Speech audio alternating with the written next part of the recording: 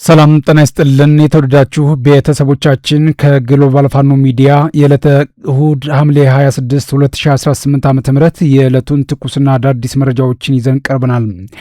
እስከ መጨረሻው አብራችሁን ቆይታ እንድታደርጉ በአክብሮት እንጋብዛለን። በቅድሚያም አርዕስተ ዜናዎችን እናስደምጣችሁ።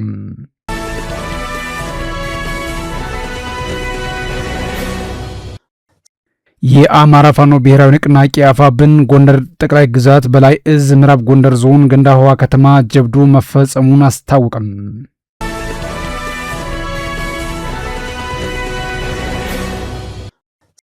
ህወሓት የፌዴራል መንግስት ጦርነት ከፈተብኝ ሲል መንግስትን ከሰሰም።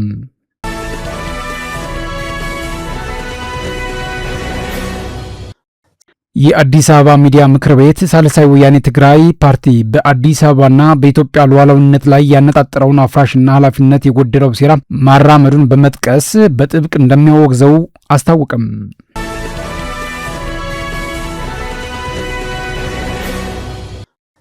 በቅድሚያ ወደ መረጥነው ዜና እናልፋለን።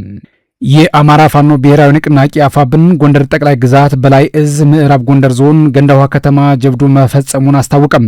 የአማራ ፋኖ ብሔራዊ ንቅናቄ ጎንደር ጠቅላይ ግዛት በላይ እዝ 305ኛ ኮር 76ኛ ክፍለ ጦር 2ኛ ሬጅመንት ምዕራብ ጎንደር ዞን ገንዳዋ ከተማ ከዞኑ መቀመጫ ላይ ታሪክ መስራቱን አስታውቋል። አርበኛ አስማማው በለጠ የ76ኛ ክፍለ ጦር ህዝብ ግንኙነት መምሪያ ኃላፊ በማህበራዊ ሚዲያ እንዳጋሩት ከሆነ ሐምሌ 25 2018 ዓ.ም በምዕራብ ጎንደር ዞን ገንዳዋ ከተማ ውስጥ የ76ኛ ክፍለ ጦር 2ኛ ሬጅመንት ከሬጅመንቷ ውስጥ ፈጥኖ አጥቅቶ መውጣት የሚችሉ አልሞ ተኳሽ በመምረጥ በሸህዲ ልዩ ቦታው ገንዳዋ ከተማ አስርጎ በማስገባት በፋሽስቱ ብልጽግና መንግስት ዙፋን አስጠባቂ ሰራዊት ላይ የማያዳግም እርምጃ መውሰዱን ነው ያስታወቀው። እነዚህ የተመረጡ አልሞ ተኳሽ በሌሊት በመጓዝ ከአካባቢው ጋር በመመሳሰል የጠላት ኃይል እንቅስቃሴን በመከታተል ልዩ መረጃዎችን በመጠቀም በተወሰደ እርምጃ ጠላት ቅስሙ እንዲሰበር ተደርጓል ሲሉም ነው ኃላፊው ያስታወቁት። ጠላት ገንዳዋ ሁለተኛ ደረጃ ትምህርት ቤት ለዘመቻ በሚል ከ2500 በላይ ሚኒሻ ሲያሰለጥን በነበረበት ሰዓት ለእነዚህ አካላት ልዩ ጥበቃ ሲያደርግ የነበረን የመከላከያ ሰራዊት አባል ነኝ የሚል ዓላማው ያልገባው ግሳንግስ ላይ ከጠዋቱ 2 ሰዓት በተወሰደ እርምጃ ከፍተኛ ቁጥር ያለው የጠላት ኃይል ሙትና ቁስል ሆኗል ብለዋል። ከነዚህም ውስጥ ሙት ከ13 በላይ የተመዘገበ ሲሆን ከ15 በላይ ደግሞ ከባድና ቀላል የመቁሰል አደጋ መከሰቱንም አረጋግጠዋል። ከየወረዳው የተሰበሰበው ሰላም አስከባሪ ተብሎ የሚጠራው ለዘመቻ ስልጠና ላይ የነበረው አካል ሙሉ በሙሉ ተበትኗል ያሉት ኃላፊው የሚሊሻ ስልጠናውም ከሽፏል፣ ዞኑም በፋኖቹ በደረሰበት ኪሳራ ህልሙ ሳይሳካ ቀርቶ ሸሽቷል ብለዋል።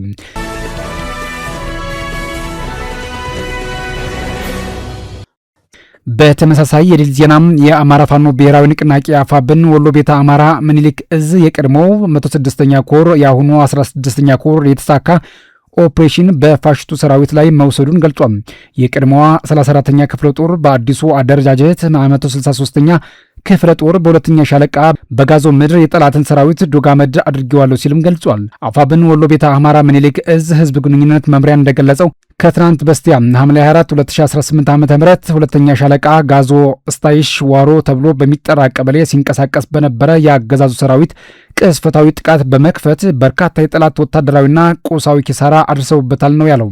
የአካባቢው ማህበረሰብም ለግሎባል ፋኖ ሚዲያ እንደተናገሩት 8 የመከላከያ ሰራዊት መሳሪያ ደርበው ወደ መጡበት ቀጠና ሲመለሱ አይተናል ያሉ ሲሆን ከዚህ ዜና ጋር ተያይዞ 3 የተደመሰሱና አስክሬናቸውን ሳያነሱ ጥሎ የፈረጠጠ እንዳለም በመግለጽ 4 ከባድ ቁስለኛ መገኘቱም ተረጋግጧል። መዳረሻውን ድልና ነጻነት የሆነውን የአማራ ህዝብ የህልውና ተጋድሎ ይቀጥላል ሲል የ16ኛ ኮር ቃል አቀባይ መረጃውን አድርሶናል።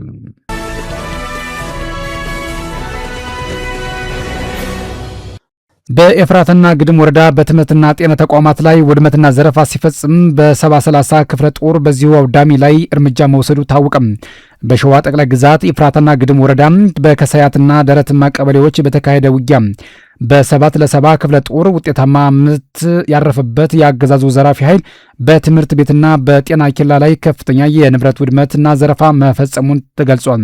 ሸዋ ጠቅላይ ግዛት አሳምነው እዝ ህዝብ ግንኙነት መምሪያም እንዳስታወቀው ሐምሌ 24 ቀን 2018 ዓ.ም በደረት ማቀበሌ በተካሄደው ውጊያም አካባቢውን ለቀው ከመውጣታቸው ቀደም ብሎ የተመደቡ የአገዛዙ ጥምር ኃይሎች የደረትማ ትምህርት ቤትን ግቢ ለምሽግነት ተጠቅሞበታል ተብሏል። በዚህም ምክንያት በትምህርት ቤቱ የርዕሰ መምህር ቢሮም የመማሪያ ማዕከል፣ የንብረት ክፍል፣ ቤተ መጻሕፍትና ቤተ ሙከራን በመገንጠል ንብረቱን የዘረፉ ሲሆን በተረፋቸው ላይም የውድመት ጉዳት ማድረሳቸውም ነው የተገለጸው። በተጨማሪም በትምህርት ቤቱ የሚገኙ የትምህርት መዝገቦች፣ የመማሪያ ቁሳቁሶች፣ ራዲዮኖች፣ ፓወር ባንክና ሌሎች ንብረቶች የተዘረፉ ሲሆን በከሰያት ቀበሌ የሚገኘው ጤና ኬላም ተሰብሮ በመግባት ሙሉ የመድኃኒት አቅርቦቱ መወሰዱም የክፍለ ጦሩ ሪፖርተር ክፍል አስታውቋል። በዚሁ አውደ ውጊያ ወቅት 7 የአገዛዙ ሰራዊት አባላት በነበረው ውጊያ መሞታቸውንና በማስገደድ መንገድ እንዲመራ ያደረጉት ጌታቸር የተባለ አንድ የአካባቢ ወጣት በሁለት እግሮቹ ላይ የመቁሰል አደጋ ደርሶበት በአጣዬ ሆስፒታል ሕክምና እየተከታተለ እንደሚገኝ ለማወቅ ተችሏል።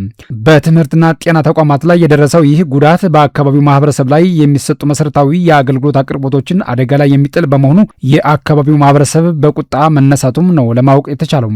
የአማራ ፋኖ ብሔራዊ ንቅናቄ አፋብን ወሎ ቤተ አማራ ምኒልክ እዝ 303ኛ አሳምነው ኮር ክንፍ የሆነውን 81ኛ ውባንተ ክፍለ ጦርን 2 የብልጽግና መከላከያ ጋንታ መሪዎች 1 ስናይፐርና 1 ጥቁር ክላሽ በመያዝ ፋኖን መቀላቀላቸውም ተገልጿል። 10 አለቃ ሱሌማን ያለውና 10 አለቃ ኤልያስ መለሰ ከ12ኛ ክፍለ ጦር 3ኛ ሬጅመንት በመውጣት ሐምሌ 25 ቀን 2018 ዓ.ም ፋኖዎቹን የተቀላቀሉ ሲሆን የ81ኛ ውባንተ ክፍለ ጦር ከፍተኛ አመራሮችም ባደረጉላቸው አቀባበል ደስተኛ መሆናቸውን ተናግረዋል።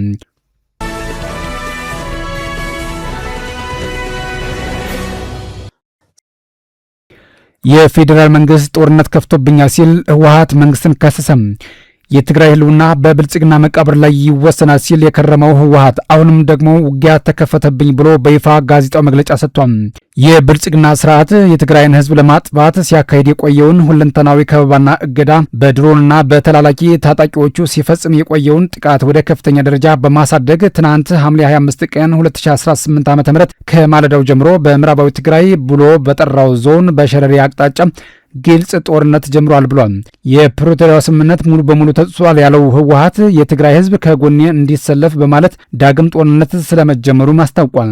በአማራ በኩል በወልቃይት ጠገዴ ዞን ቀበያት ሁመራ ወረዳ ስር በሚገኘው ሸረሪናና በረከት በተባሉ የድንበር ቀጠናዎች በዛሬው ዕለት ማለዳ ከባድ የተኩስ ልውውጥ መከሰቱም ከስፍራው ተገልጿል። የወጡ ዘገባዎች እንደሚያመለክቱት ግጭቱ የተነሳው ከሱዳን ድንበር በኩል አካባቢውን በኃይል ለመቆጣጠር አልመው የገቡ የህወሓት አርሚ 7 ታጣቂዎች በኢትዮጵያ መከላከያ ሰራዊት ላይ የከፈቱትን ትንኮሳ ተከትሎ ነው ተብሏል። ዓላማቸውም ወልቃይት ማይካድራና ሁመራን በመቆጣጠር ለቀጣይ የፖለቲካ ድርድር መደራደሪያ ማድረግ እንደነበረም ተጠቅሷል። ትንኮሳውን ተከትሎ የኢትዮጵያ መከላከያ ሰራዊት በመድፍና በድሮን የታገዘ መጠነ ሰፊ የአጸፋ እርምጃ እየወሰደ ሲሆን በጥቃቱ የተሳተፉ ታጣቂዎች አብዛኛው ክፍል መደምሰሱና ከፍተኛ ጉዳት እንደደረሰባቸውም ቲክባህ ዘግቧል። ከሁመራ ወደ በረከትና ሸሪርን አቅጣጫ በተደረገው የከባድ መሳሪያ ተኩስ ምክንያት በሁመራ ከተማ ያሉ መኖሪያ ቤቶች መንቀጥቀጣቸውም ነዋሪዎቹ ገልጸዋል። በሌላ በኩል ህወሓት የደረሰበትን ከባድ እርምጃ ተከትሎ ባወጣው መግለጫ እንዳስታወቀው የፌዴራል መንግስቱ ሲያካሄድ የቆየውን ከበባ ወደ ወታደራዊ እርምጃ በማሳደግ በሸሪና አቅጣጫ ጦርነት ከፍቶብኛል ሲል ሲቪል ማህበረሰቡና ደጋፊዎቹ ለትግል እንዲዘጋጁ ጥሪ አቅርቧል። አሁን ላይ ሸሪና በሀገር መከላከያ ሰራዊቱ ቁጥጥር ስር እንደሚገኝም ከአካባቢው የወጡ መረጃዎች ይጠቁማሉ።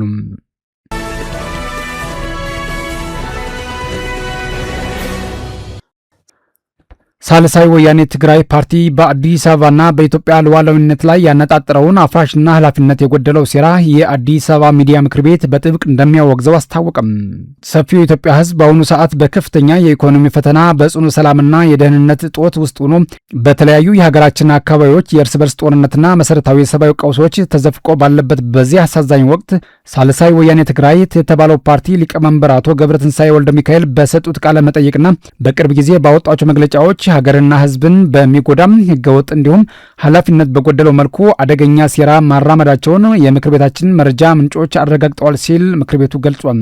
የፓርቲው ሊቀመንበር የአዲስ አበባ ጉዳይ የሚመለከተው የኦሮሞ ሕዝብ ነው፣ የኦሮሞ ናት፣ አሁን ባለው የፌዴራል መንግስትም አወቃቀር የኦሮሞ መንግስት መቀመጫ ናት በማለት በህግም ሆነ በታሪክ የማይታወቅ የከተማዋንና የሀገሪቱን እውነተኛ መገለጫ የካደ አደገኛ ንግግር አድርገዋል ሲል ወቅሷል። አዲስ አበባ የኢትዮጵያ ዋና ከተማ መሆኗ ብቻ ሳይሆን መላው የኢትዮጵያ ብሔር ብሔረሰቦችና ህዝቦች በእኩልነት የፈጠሯት የሚኖሩባት የጋራ መግባባትና የሰላም ማዕከል የሆነች የሁሉም ኢትዮጵያውያን ቤት መሆኗን የገለጸው ምክር ቤቱ ከተማዋን ለአንድ ብሔር ብሔረሰብ ብቻ በብቸኝነት ሰጥቶ ማላከክ የከፋ ጽንፈኝነት ማሳያ ነው ሲሉም በጽኑ ኮንኗል።